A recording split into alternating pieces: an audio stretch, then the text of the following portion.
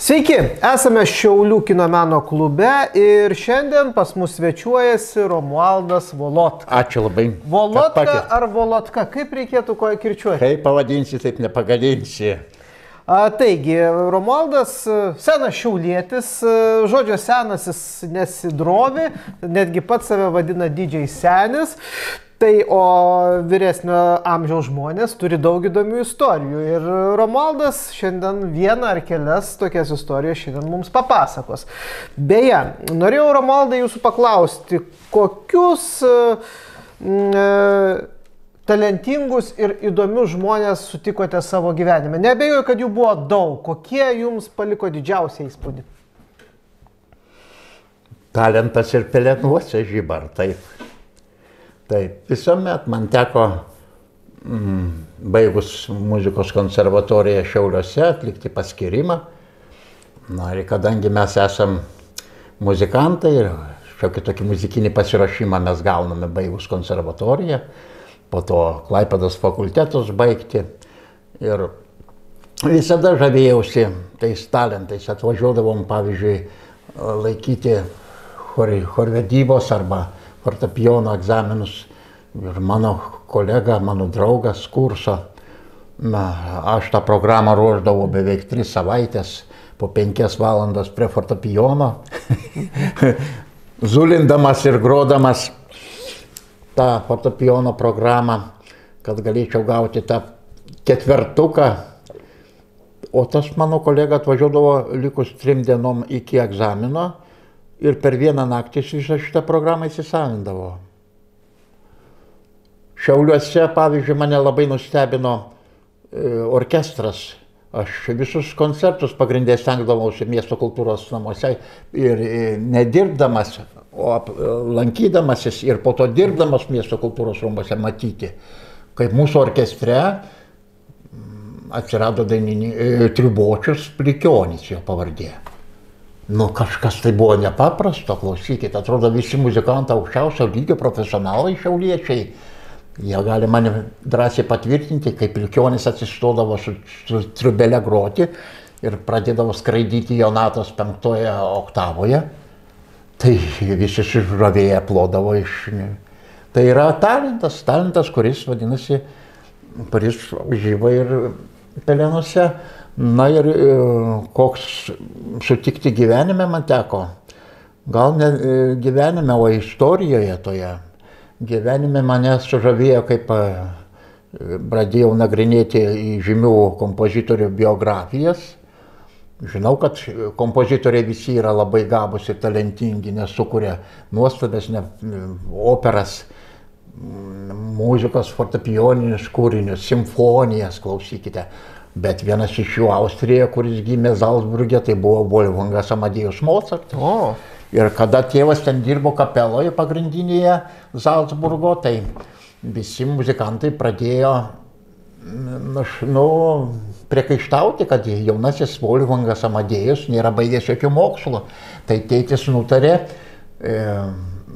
vežti į Italiją, kad jisai būtų baigęs tenai mokslus kažkokius. Ir štai pasiėmė savo 2 vaikus, savo dukrelę ir Wolfgangą Amadėjų, sėdo į karietą ir per Alpes žiemos metu atvyko į Italiją ir Wolfgangas Amadėjus sužinojo, kad šalia Romos bažnytėlėje atliekamos yra slaptos pamaldos. Slaptos pamaldos ir štai natos nėra niekur platinamos. Tik tai norint išgirsti tas mišias reikia ateiti į tą bažnytėlę sekmadieniais ir išgirsti per daugiau negu valandą skambančias tas mišias. O mišiose, kaip žinia, yra vargonų partija, groja vargonistas, dainuoja choras, dainuoja solistai.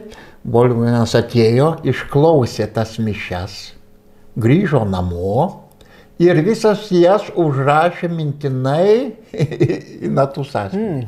Kitą sekmadienį ir vėl atėjo. Atsisėdo į paskutinį suolą ir atsivertė tas natas, prasidėjo mišias ir įsitikrino, ar teisingai nesuklydo. Per visas mišias rado porą vietų, kurios reikėjo biškį šiek tiek pataisyti. Vienuoliai pripuolė ir pradėjo jo klausti, kur tu gavai tas mišias, jeigu jos yra niekam nėra platinamos, jos yra slaptos mišios. kai sužinojo, kas šičia užrašo tas mišias, kad tai yra Wolfgangas Amadėjus Mocartas, jie atlyžo ir prie jo nebekibo. Buvo nepakartojimai, nuo 4 metų talentas buvo neišpasakytas, atmintis fenomenali ir nuostabus jo kūriniai, tiek operos, tiek fortepijoniniai kūriniai. Antras man stebinantis buvo faktas. Kažkada tai iš Sibiro į Maskvą atkeliavo mokytis pianistė. Norėjo tapti Nikolajeva, mergina iš Sibiro. Jie atvyko į Čaikovskio konservatoriją, stojamuosius egzaminus. Ir kiek žinau, Liudvikas van Beethovenas yra parašęs 32 sonatas fortepijonui. Nu, viena sonata man skamba apie 12-15 minučių, nes jos dažniausiai būna 3 dalių.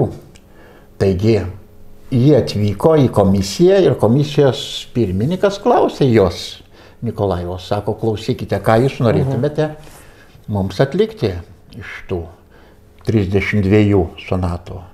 Nikolajevas atsakė, prašom, pasirinkite, ką pageidausite. Suglumo komisija, kaip tai, ką pageidausite.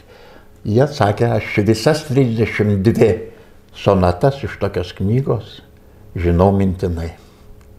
Ir po to ji buvo priimta į Čaikovskio konservatoriją, ji baigė sėkmingai, aukso diplomu ir mano laimiai man teko studijuoti pas Veroniką Vitaitę, kuri buvo mūsų dėstytoja, mano fortepijono dėstytoja pirmame kurse Šiaulių konservatorijoje, o ši pasikvietė profesorė Nikolajeva, tuo metu profesorė iš Maskvos, koncertuoti kartu duetų fortepijonų Šiaulių miesto kultūros rūmų salėje. Jis buvo žilagalvė, profesorė, aš buvau sužavėtas jos fenomenalia atmintim ir talentu. Tai buvo pianizmo viršūnė. Man teko matyti šitą duetą. Vitaitė profesorė ir profesorė Nikolajeva iš Maskvos Čaikovskio konservatorijos. Štai atsakiau jums apie talentą. Nu, o dabar aš žinau, kad jūs esat paruošęs mums žiūrovams įrašą, vaizdo įrašą, kuriame yra... Gal jūs pristatykit, kas jame yra? Teko man laimė dirbti Neapolyje, pramogų tokiam klube, kuris buvo prie Prūdelio. Vadovavo šitam Neapoliui Šiaurys verslininkas ir jo žmona, labai maloni moteris. Na ir mes kartu su savo kolega didžėjumi, mes vedėm visas tas programas, vadinasi, ir man tekdavo organizuoti įvairius susitikimus su įvairiais atlikėjais.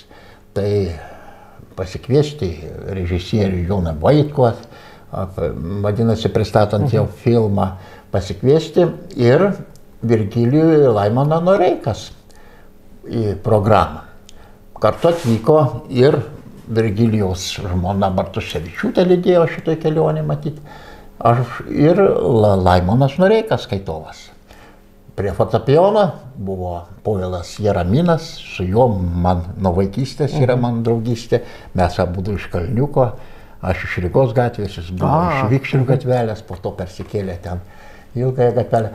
Tai mes su juo vaikystę praleidom, kaip Povilas atvyksta visą laiką, tai jis mane, jie buvo 2 broliai, vienas nuskendo. Tai kaip atvyksta Povilas iš Šiaulius, jis mane pasiima ir mes važiuojame žiūrėti Kalniuką savo gimtasias vietas, aplankyti. Tai Povilas Jaraminas ypač talentingas pianistas, lydėjęs Noreiką matyti keletą dešimtmečių po visą pasaulį, o Virgilijus Noreikas tai mūsų yra toks tenoras, kur mes lietuviai nesame turėję, gal tik išskyrus Kiprą Petrauską. Prasidėjo jo prieš 50 mečius jo karjera. Jisai gimęs yra Šiauliuose, po to 53-aisiais įstojo į Lietuvos konservatoriją muzikos akademiją, studijavo dainavimą, mokėsi pas Antaną Karosą, o nuo 3 kurso pas maestro profesorių Kiprą Petrauską. Na, 54 pirmieji įrašai į fondus pateko radijoje, įrašyta daugiau kaip 150 kūrinių, išleistos daugelis jo plokštelių. Kaip studentų dar studijuojant, jis jau dalyvavo Lietuvos operos ir baleto teatre, įdainavo Lenskį Eugenijus Oneginą operoje, o Greminą iš Sibiro tremties grįžęs Antanas Kučingis tuo metu dainavo. Operoje Noreika dainavo daugiau negu 38 metus. Tobulinosi 65 metais, 66 metais Milane, na, o Milano operoje La Scala. Daug kartų Noreika yra koncertavęs ne tik Lietuvoje, bet ir kaimyninėse šalyse, kitose Europos valstybėse, Amerikoje, Azijoje, Australijoje, surengė daugiau negu 550 solinių koncertų.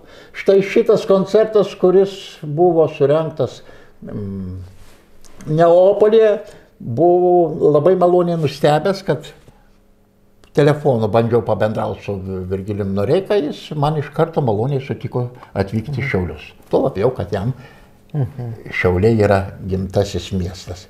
Na, pažiūrėkime ištraukas iš šio koncerto.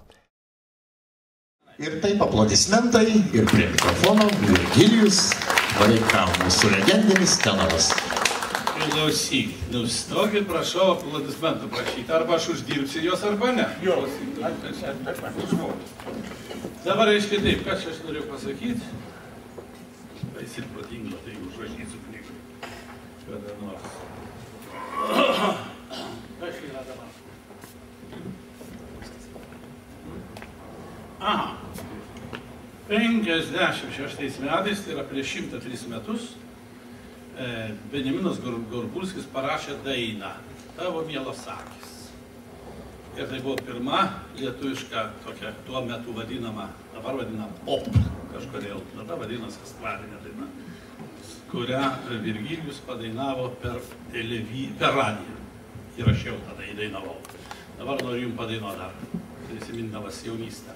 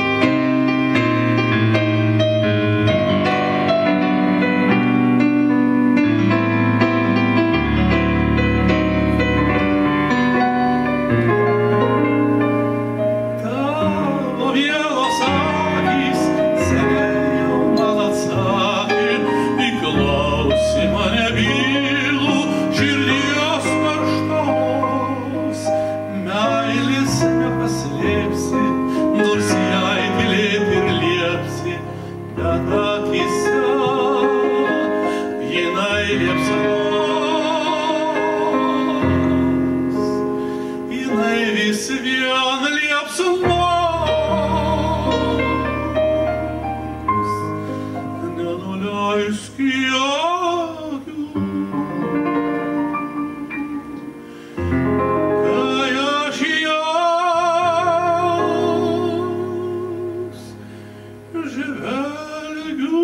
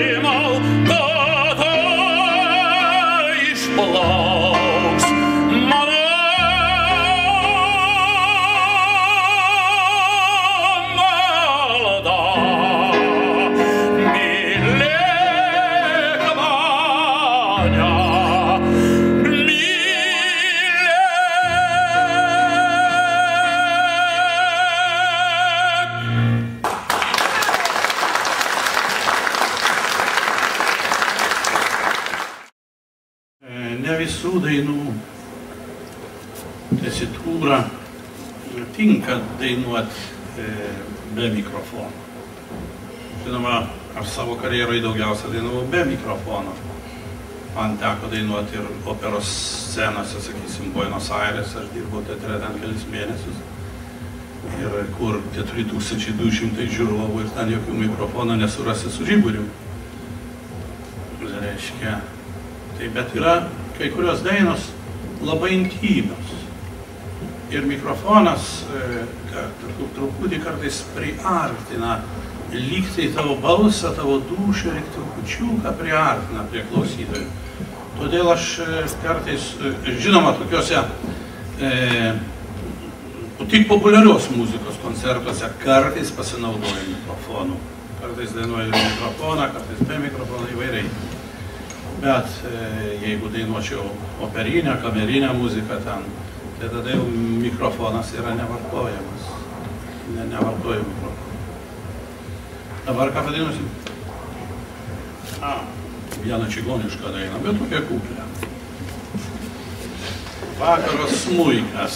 Jis faktiškai yra vokiečių kompozitoriaus Hans Long. Varčiau vieną kartą dar nuo tėvo laikų išlikusias gaitas kažkokias ten tarp laikraščių reiškia.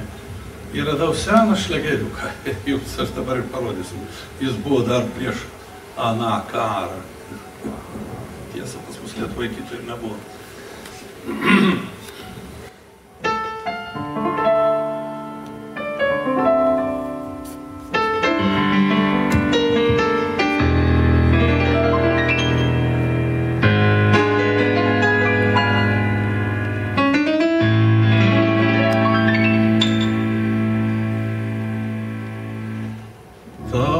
Rausvos rožės po langų, nors dar kvepia vysta pamažu. Šiandien savo laimę praradau, kas maniau nūnot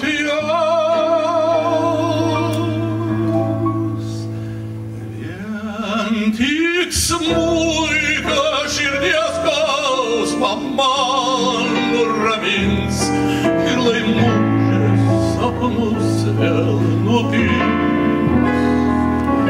Grojant smuikui atrodo gražiausia dalia, o jo balsas svaigina mane.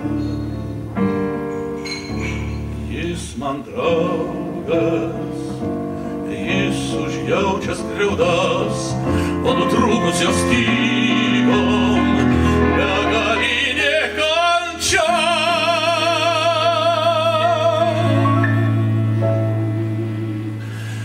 Vien tik smuikas širdies skausmą man nuramins ir laimužės sapnus dar nupils.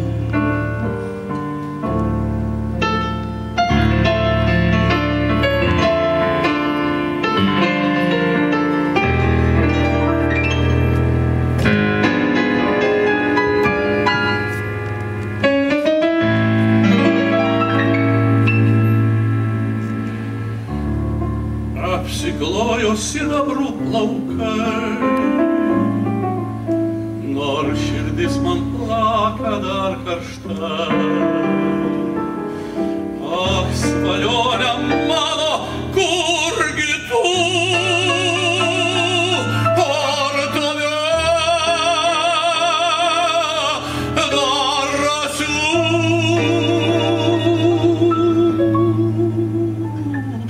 Vien tik smuikas širdies skausmą man nuramins ir laimužės sapnus man nupils.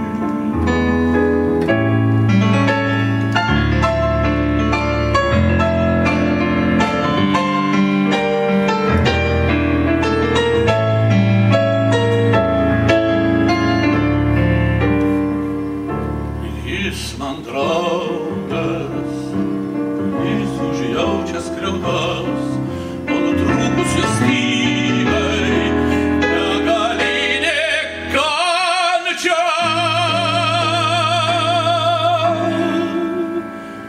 Grojant smuikui atrodo geresnė dalia,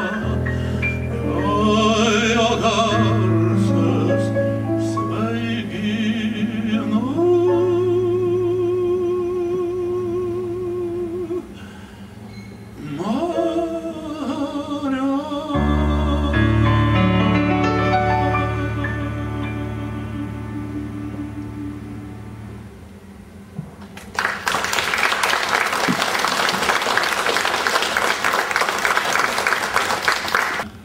Dabar aš jums padainuosiu dainą, kurią praeito amžiaus 5 metais parašė toks italų Neapolio kompozitorius Luigi Denza. Ta dainą jis parašė įkvėptas ką tik pastatyto ir publikai naudotis atidaryto funikulieriaus atidarymo, reiškia, pasakiau, atidarymo proga. O tas funikulierius kėlė turistus į Neapolį. Iš Neapolio, Vezuvijaus kalnas yra prie Neapolio, ir jis į Vezuvijaus ugnikalnį keldavo tuos turistus, reiškia, ir iš tenai matėsi visos apylinkės ir taip toliau, aš ten irgi teko pabuvoti, reiškia. Ir tas kompozitorius ir sukūrė už tą dainą Funiculi Funicula. Čia yra žodžių žaismas iš funikulierius, Funiculi Funicula. Aš galėčiau padainuoti ten neapoliečių tarmėj, tai neapoliečių tarmėj yra tokia, gal vieną posmą padainuosiu neapolietiškai, vieną paskui lietuviškai. Reiškia, neapoliečių tarmė tai yra tokia, kad tikras milanietis absoliučiai negali suprasti, ką kalba tikras neapolietis. O reiškia, o jau apie Siciliją tai nekalbu, ten bendrai, reiškia, kitas pasaulis. Net jūs įsivaizduokit, kad ponas, ponia, sakysim, visoje Italijoje, iki Neapolio, ten iki pietų Italijos, iki to pato kuldų yra signor, signora, signorita, o ten yra don, donna, kaip Ispanijos, nes ten turėjo labai didelį Ispanijos įtaką. Arba jeigu kaip pavyzdį pasakysiu, verkti itališkai sakysim piangere, o neapolietiškai chiangere, kaip chianti panašaus, kaip garsus vynas. Tokia, tai visada, kai gauni neapolietišką tekstą, tai kartais būna labai sunku jį išsiversti, nes žodyno tai nėra. Aš jums padainuosiu neapolietiškai, vieną posmelį ir vieną posmelį lietuviškai, kad būtų išmaniškai. Povilai, primink. Ne, išta čia. Mintinai žinai.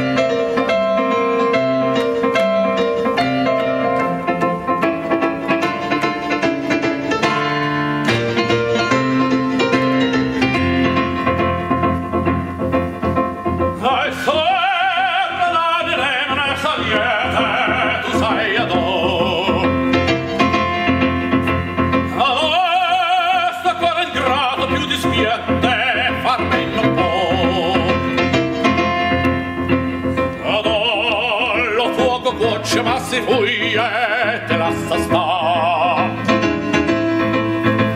e non te cuore presso non distruire solo guardare chiamo ni coppa chiamo ni coppa funiculi funicula funiculi funicula ni coppa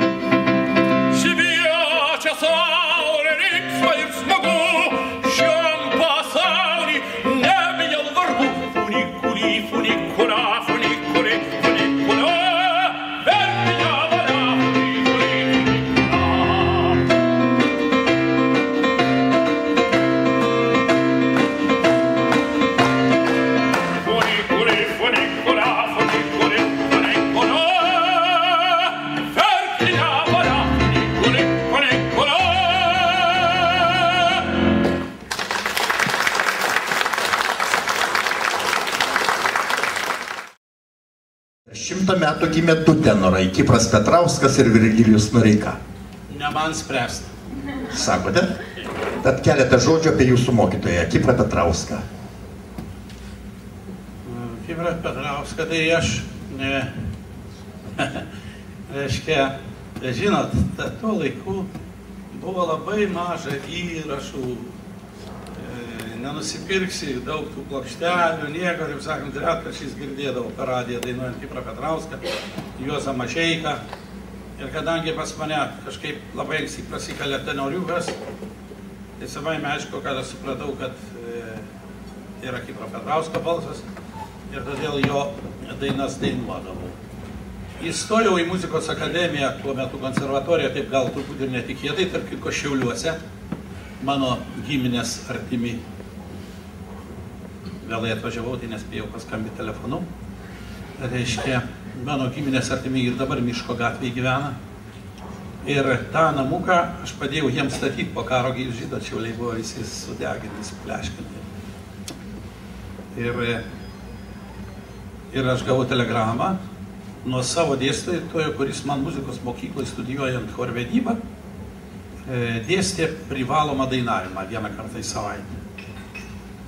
Tai sako, žinai, mano 3 mokiniai stoja į akademiją, gal pabandyk ir tu stoti. Man buvo tada 17 metų. Na, aš, reiškia, nuvažiavau ir man pastatė 4 išdainavimus, stojimuosius egzaminus. 5 balų sistemai. Tada, reiškia, aš sakau, dabar jis, taip, aukštoji mokykla, reiškia, tada aš pasakiau savo tiem, kurie stojo, dabar sakau, jūs zubrinkit, o aš einu žalaut, nes jie buvo, aišku, žymiai žalesni už mane visose muzikinėse disciplinose, kurias reikėjo man laikyti. Aš visus kitus išlaikiau, reiškia, egzaminus 5, buvau priimtas, mūsų priėmė tik tai iš 16 žmonių, tik tai 4 tuo metu. Bet į plačiau sceną išėjau tik tai aš vienas, reiškia visi. Dar vienas buvo Mertinas, to aktoriaus Mertino tėvelis. Algis Mertinas, jis dainavo irgi, bet jis dainavo daugiausia ansamblėje Lietuva ir Kauno, reiškia, muzikos operetėje. Reiškia, tai mes dviese likom iš 4 jau tokie, kurie aš daugiau, reiškia, dainavau visai mažiau. Va. Tokiu būdu patekau į akademiją, ją baigiau ir jau po 4 kurso, 4 kursą paruošiau Lenskį operoje Eugenijus Onieganas, dainavau, paskui man paskyrė operos teatras debiutavau, po debiuto man priėmė mane į teatrą, pusėje etato, su 55 rublių mėnesiniu atlyginimu. Taip aš pradėjau dirbti teatre, tai buvo 57 metų, reiškia, aš dainavau spektaklį studentų birželio mėnesį 57 metų, taip teisingai, o jau šitą debiutavau rugsėjo 11. Taip buvau priimtas į teatrą. Ir tiek daugybė partnerių scenoje, operos scenoje ir vokale. Prisiminkit pačius metus, pačius talentingiausius. Tai matot, aš, reiškia, kai įstojau ir aš nebaigiau pasakot, man mintis nukeliavo toliau truputį ir apie Kiprą Petrauską. Tai aš patekau į akademiją, reiškia, įstojau į konservatoriją, 2 metus ten pasimokęs, pasiprašiau į klasę, reiškia, pas Kiprą Petrauską. Jis buvo profesorius. Jis sakė, tu, sako, žinai, jaunuolį, aš neteik pas mane, sako, nedainuok, aš ateisiu pasiklausysiu per egzaminus tavęs. Jis pasiklausė per egzaminus ir pasakė, tai dabar aš jį įimu pas save. Ir kai aš jį pas jį pirmą kartą atėjau, tai jis pasakė taip, reiškia, kad, sako, žinai, Noreika, jis mane Noreika vadinama, sako, žinai, Noreika, tai tavo balsą, ačiū Dievui, nesugadino, bet pradėsi viską iš pradžio. Aš pradėjau vėl nuo karam, jeben, kredimel, viskas nuo pradimų. O paskui Kipras Petrauskas, žinoma, kol gyvas buvo labai dažnai, faktiškai visus mano spektaklius matė, bet paskui jie labai paseno. Jis ateidavo, sakysim, aš dainuoju Romeo Džiuljetą, užkulisi grimuojas. Jis ateina, sako, Noreika, sako, ką tu čia dabar darai? Sakau, ruošė spektaklį, ką tu, Romeo, ką tu dainuoji Romeo, sakau, profesorius mane matęs jau daug kartų. Nu, negali. Jis jau buvo labai praradęs, reiškia, pometį, bet visą, reiškia, kelią idealiai žinojo. Operos teatras, namai. Namai, operos teatras. Ir kartais nusileisdavo, reiškia, į Gedimino gatvę. Tai ten pasiklyzdavo jau kartais, bet visi taksistai jį pažinojo ir žinojo, kur jis gyvena. Tai jis pakeldavo ranką, taksis sustoja, reiškia, ir į jį namo. Tai man teko pažinti Kiprą Petrauską nuo jo beveik šlovės tokios paskutinių akordų, nes aš jį mačiau Otele, Traviatoj, Carmen, dar jau žinoma stipriai pasenusi, bet jis dainuojantį dar, o jau paskui mačiau ir labai seną. Maestro, gastrolės užsienyje, daugybė šalių aplankyta. Kas buvo partneriai žymiausiai jūsų spektakliuose užsienyje? Na, tokių partnerių, buvo tokių, žinot, Leskalą aš dainavau trijuose pavadinimuose, operos spektakliuose.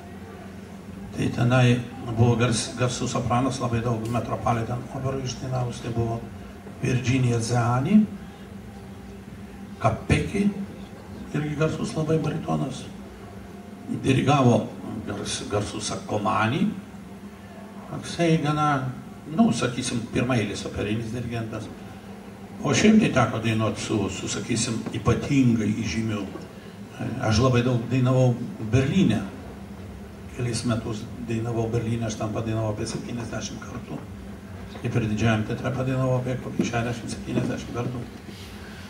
Tai Berlyne tai man teko dainuoti tik tai 4 pavadinimus. Itališkas operos Bohema, Tosca, Rigoletto, Butterfly. Tai ten teko ypatingai su Kazapietra, sakysim, garsiai, kur daug dainavus yra kompaktų. Paskui teko dainuoti su ypatingai garsių baritonų. Praeitais metais filmas ėjo apie jį, Teodam, Vienos operos solistas, kuris, reiškia, su jo daug įžymių. Tarybų sąjungoje buvusiai su ypatingai įžymiais dainininkais dainuoti. Labai Višnevskė, pavyzdžiui, paskutiniais metais, kokius 3-4 metus, Traviatoj dainuodavo tik su manim, aš tik su Toskos premjerą ten dainavau. Su Didžiojo teatru buvau Didžiajam teatre, su Didžiojo teatru buvau Grand Opera, Paris. Va, o taip dainavau. Man, ta prasme, buvo labai įdomu. Kai kurie mano pažįstami, jie labai daug teatrų aplankė. Aš nedaug teatrų aplankė, bet jeigu jau kur nors, reiškia, padainuodavau vieną kartą, tai stengdavosi mane neišleisti. Siūlydavo geresnės sąlygas, geresnius viešbučius, kad tik aš atvažiuočiau, kad grįžčiau į tą teatrą. Pavyzdžiui, Charkove aš dainau kokį 20 kartų, Kijeve, o jau už Uralo esu buvęs tik vieną kartą, Čeliabinsko. Apie Europą nekalbu, ten jau esu nedainavęs tik tai Ispanijoje, Beneliukso šalyse, Graikijoje, o daugiau visose šalyse esu dainavęs. Maestro, ir štai sovietmečiu jūs Tarybų sąjungos liaudies artistas, gastroliuojate užsienyje ir tarsi rengimo jūsų kambaryje įeina prodiuseris ir sako, maestro Virginijau, ar jūs nenorėtumėt pasilikti užsienį, mes jums duodam nuostabias sąlygas, butą Paryžiaus operoje dainuoti ir taip toliau. Ar nebuvo? Butą neduotų jie, nes duotų tiek pinigų, kad aš namą nusipirkčiau. Taip, kad man butą ten iš Šilovskos nereikėjo. Nu ką, aš prieš porą metų pradėjau pasakoti teisybę vieną.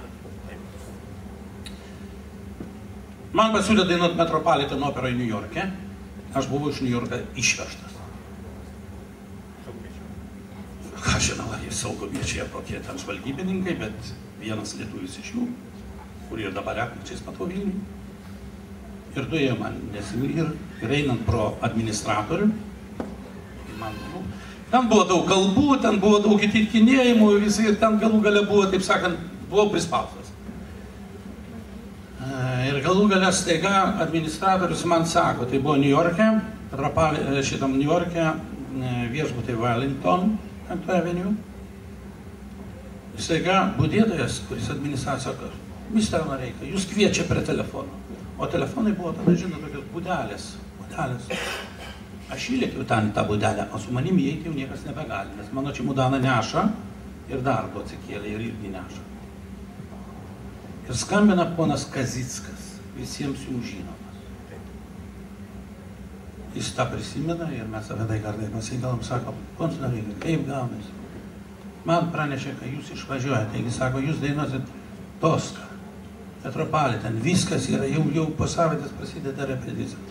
Šiemet sakiau, žinot, kai jūs pamatytumėt, kiek mane žmonių lydi, jūs suprastumėt, kodėl aš išvažiuoju.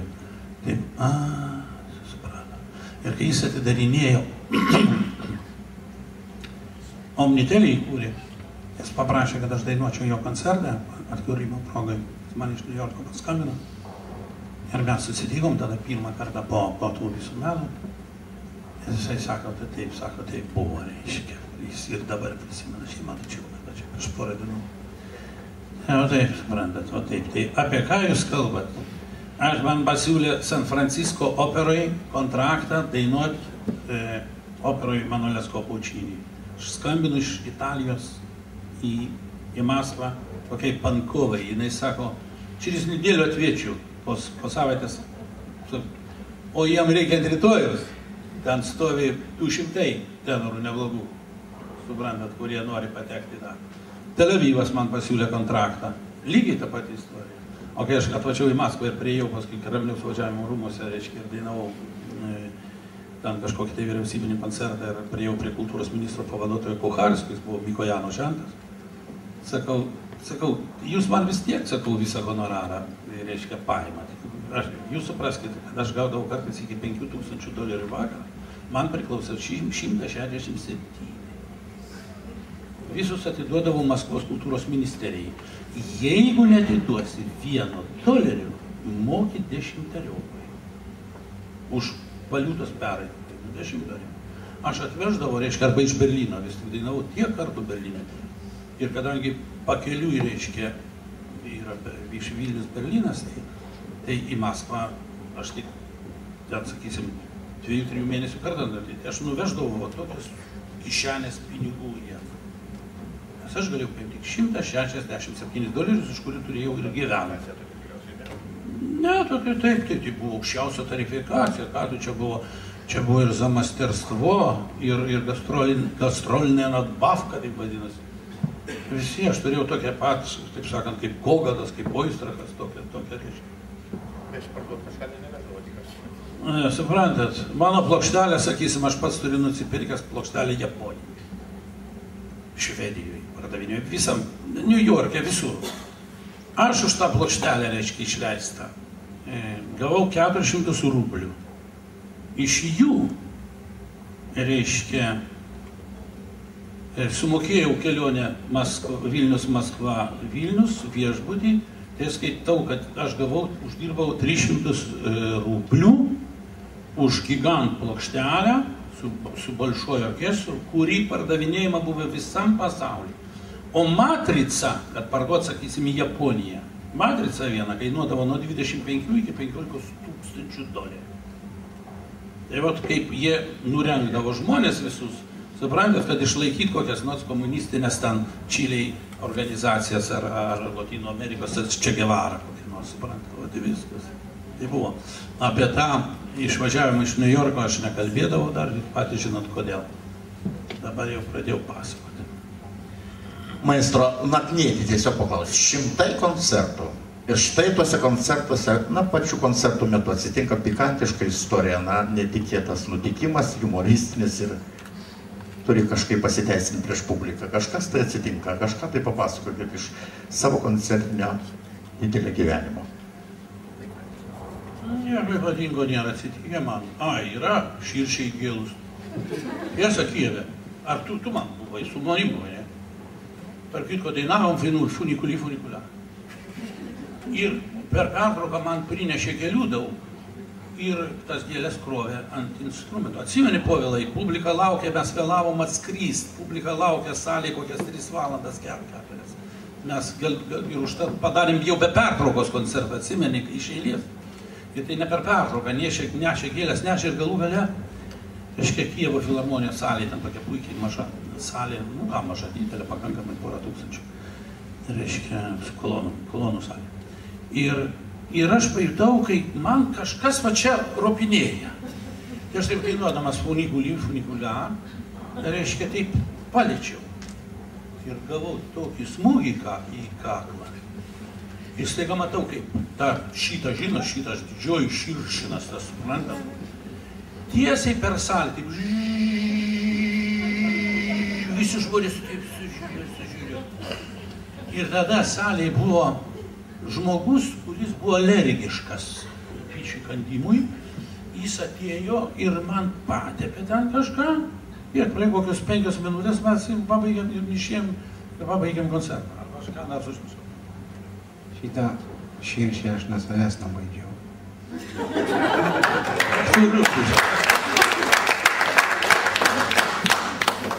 Klausykit, bet aš nemėgstu kalbėti, kai dainuoju. Tai aš nebegalėsiu dainuoti jam.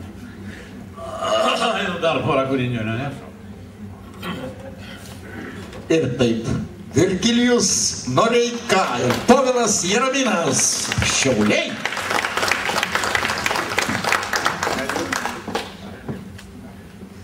Aš išgirdau per radiją jo vieną dainą. Sakau, klausyk, man ta daina reikalinga. Jisai greitai pristatė man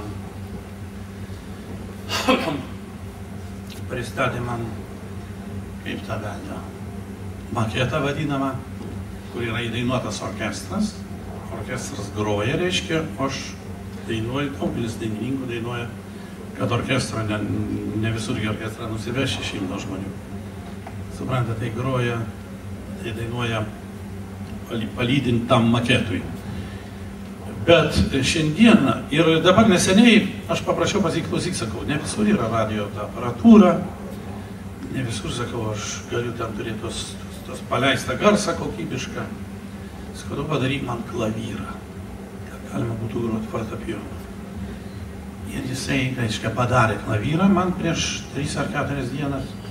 Atsiuntė ir aš šiandieną jums padainuosiu pirmą kartą šitą kūrinį, Meilės bliuzą, Januškos, akomponuojant pianistui. Tai yra gaidos ką tik padarytos ir pirmą kartą aš dainuosiu svarbiausią tekstą neužmiršti.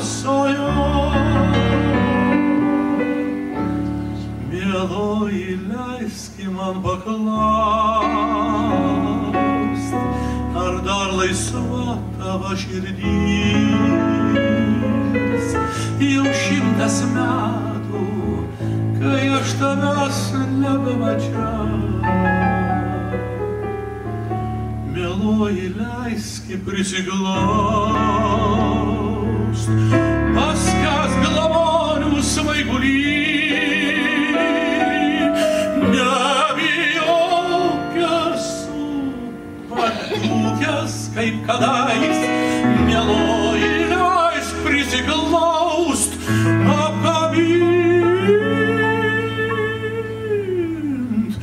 Nunešk mane į tą audringą karštą naktį, sudegink meilės ugnį. Tu man angelas esi, prašau nunešk mane į tą audringą karštą naktį.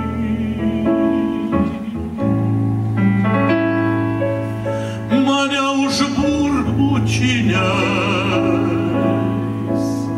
mėnulio šviesoje,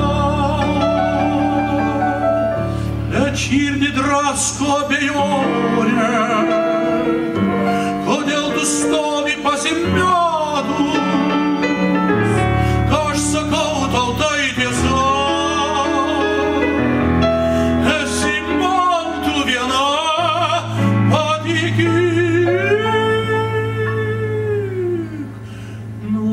Nunešk mane į tą audringą tamsią naktį.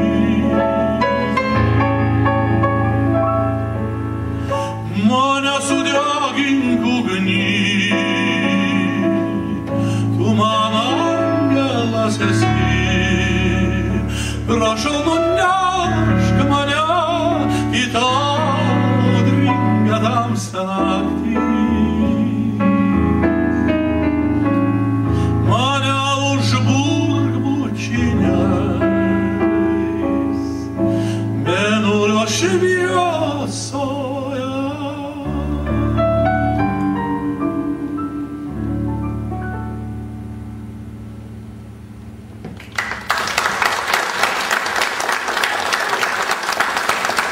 Ištraukėlę iš operetės. Johanas Štrauso operetė. Johanas Štrausas parašė operetę Čigonų varona. Aš joje gal kokį porą šimtų kartų esu dainavęs Parinkajų pagrindinę tą jau tenoro partiją, bet yra ten dar viena tokia komiška rolė, kurią autoris parašė dviem balsam. Vieną variantą aukštam, reiškia tenorui, antrą variantą žemam balsbaritonui. Ir tos dvi tonacijos yra klavyre. Dėl to reiškia vienose teatruose tą rolę dainuoja tenorai, kitose baritonai, kur kokios galimybės teatrų yra. Tai aš jums padainuosiu dabar tenorinį variantą. Yra Župano kupletai iš Johano Štrauso operetės Čigonų baronas. Grįžta reiškia iš karo su turkais. Županas ir pasakoja savo nuotykius, pasakoja aplink esantiems savo ūkio darbininkams.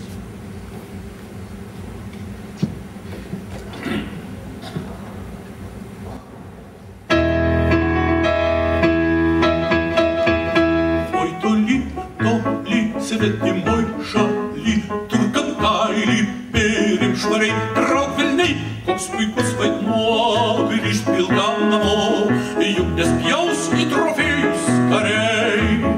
Kas kare papūkos, užsijims už galvos ir dairysis namo pamažu. Jei kažaus į tave, ar nugriūt teks purviau, o po to purvinam nesmagu.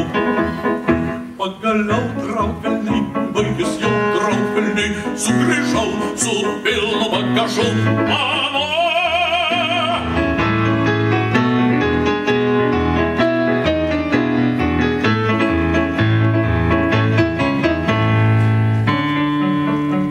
Kažkas šakas sušlamino šalia, aš rėkt ir bėgt per rauką grįstelę. Mane čiūmai pašoko visi, mane minia atsivėja baisi. Aš rėkt ir bėgt pirmin žiūriu pilis, joje beje spragutė man pralyst. Visi kiti karai ant sienų konfliktai ir turkų miestas krito kaip matai, o dar nevertinam beldžiau į kautines. Vėliau traukvelniai, baigės jau traukvelniai, sugrįžau su pilnu bagažu namo.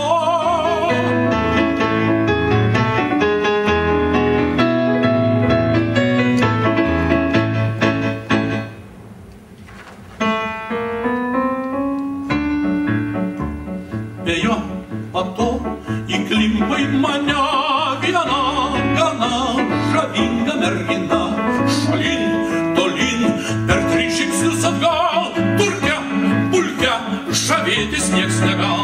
Ji verkt ir blerkt, sakau aišiam, žinai, paduoda ranką man, ant piršto žiedas toks, kad velnes išžios, o tas kare apgal ko neišmoks. Ir teko žiedą man nugyt, kad būt po meilę prisimint. Kiek po to dėja kamavaus su ją ėmė svaigti man net galva velneva, nes tenai pėduos gyslo turkės tos, vietoj kraujo tekėjo lava. Su kitom dievaž pragudrėjau aš, negalėjau kapeiti visų.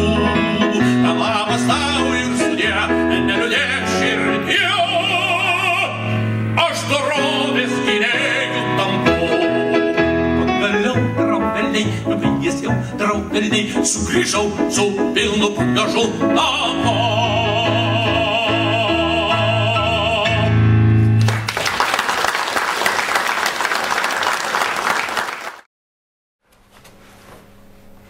Virgilijus Noreika dainavo daugelį operų ir Klovos Pilėnuose, ir kas įdomiausiai, kad Čikagos lietuvių operoje jis tai dainavo, į čikagiškiai parodė tikruosius Pilėnus. Į pirminį operos variantą, kuriame tenoro partija yra skirta lietuvių kunigaikščiui Rūteniui, o lietuviškoje versijoje ten pasirodė kažkoks tai kunigaikštis iš Rusijos. Taigi šią operą 56 metais statant Vilniuje ideologiniais sumetimais, antraip opera nebūtų buvusi parodyta veikalo autoriaus, Rūtenį teko pakeisti rusų kunigaikščių. Su jo palyda ir tokiais Pilėnus matė Lietuvos žiūrovai. Na, o Čikagoje, kaip žinia, buvo parodytas originalus. Na, jis labai daug koncertavo. Galima buvo sutikti koncertuojant įvairiuose miestuose, o pas mus dažnai atvykdavo dainuoti įvairius, iškilmingus renginius su savo akompanimentu, su Povilu Jaraminu arba su Šiaulių miesto choru. Taigi nuo 76 metų Virgilijus Noreika mokė dainavimo muzikos akademijoje, yra profesorius, daugelis jau dainininkų dainuoja Lietuvos ir kitų kraštų, kitų šalių teatruose. 93-94 metais 15 mėnesių Noreika profesoriavo Venesuelos sostinės Karakaso dainavimo akademijoje. Dabar jis yra ir Estonijos Talino teatro pedagogas. Na, čia taip gavosi, nežinau ten tų povandeninių vandenų, bet ilgą laiką jis buvo operos ir baleto teatro direktorius ir jo direktoriavimo metu matyt, kad Virgilijaus Noreikos dėka operos pasirodymuose nebeliko Vaclovo Daunoro. Šiam teko pasilikti, koncertuoti Niujorke, Metropoliteno operoje ir ten atlikti pačias įspūdingiausias operų arijas. Taigi, dažnai labai maestro Noreika, surengęs per 800 solinių koncertų Europos, Amerikos, Azijos šalyse, Australijoje, operą sukūrė per 50 vaidmenų. Jis apdovanotas aukso medaliu studentų festivalyje Maskvoje, tarptautinio Vienos vokalistų konkurso diplomas. premijos įvairiausios, Gedimino ordino karininko kryžius 95 metais, ordinas už nuopelnus Lietuvai, didysis kryžius 2003 metais, švediškos karališkoje šiaurės žvaigždės 1 laipsnio ordino Riterio kryžius, Estijos baltosios žvaigždės 2 laipsnio ordinas, abu 95 metais, Lietuvos operos bičiulių draugijos Kipro apdovanojimas 97 metais ir pirmajam iš dainininkų Lietuvos muzikos sąjungos auksinio disko apdovanojimas 2001 metais. Lietuvos Respublikos vyriausybės meno premija 2004 ir nacionalinė kultūros pažangos premija 2007 metais, Lietuvos nacionalinė premija 10. Italijos žvaigždės ordinas 2014 metais. Yra pastatytas apie Noreiką filmas, Dienos metai visas gyvenimas 82 metais, režisierius Bačiulis. Dokumentiniai filmai, Veidas už balso 12 metais, Briliantinis tenoras. Nuo 17 metų Vilniuje rengiamas tarptautinis Virgilijos Noreiko vardo dainininkų konkursas. Antrasis įvyko 20 metais. Taip, kad jo ir biustas stovi nuo 20 metų prie operos ir baleto teatro. Tai pats garsiausias mūsų tenoras. Ir kartu turėčiau paminėti ir Kipras Petrauskas taip pat. Dar norėčiau priminti, kad maestro, būdamas žymus visame pasaulyje kaip vokalistas, yra labai paprastas ir mes maloniai praleidome vakarą su juo ir Laimonu Noreika ir Bartuševičiūtė, vakarodami Neapolio pramogų centre. Ačiū jam už tai ir tai viskas buvo nufilmuotas šiame filmuke, trumpame gan filme, kuriame jis atliko pačias populiariausias dainas. Na, o pati populiariausia jo repertuare be abejo yra Algimanto Raudonykio. Kokia daina? Atspėkite.